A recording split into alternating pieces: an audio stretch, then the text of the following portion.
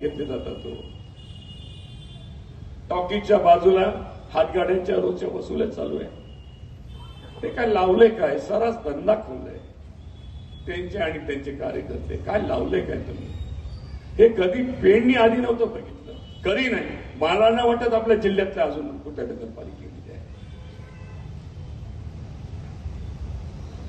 आज एक सफाईचा फार मोठा प्रश्न झालेला आहे. 2015 पासून मिनिमम वेज ऍक्ट लागू झालेला आहे. मिनिमम वेज ऍक्ट आपल्या कर्मचाऱ्यांना किती दिलं जातं? 10,000. मिनिमम वेज ऍक्ट प्रमाणे किती द्यायला पाहिजे? बेसिक 9,450 आणि अलाउन्स 6,834, 16,284. 10 कोटीचा फरक निघालाय. पीएफचे 3 कोटी वेगळे.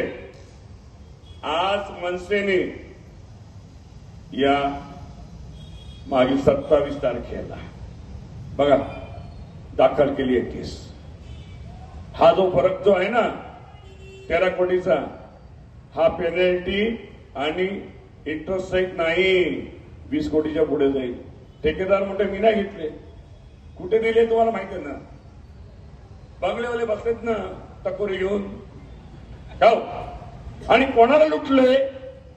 सर्वसामान्य स्वीपर समाजातल्या लोकांना. अरे तुम्ही काय करताय? काय लावलंय काय तुम्ही?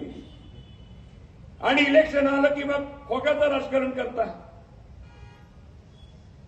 अरे त्या नागरिकांना अगदी विनंती आहे नम्रपणे, बाबा आज हरामाचे पैसे खोके आहेत त्यांच्याकडे, हरामाचे.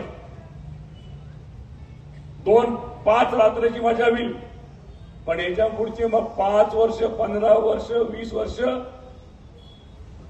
चपला उचलायला लागतील. त्यांच्या चपला उचलायला लागतील. लक्षात ठेवा.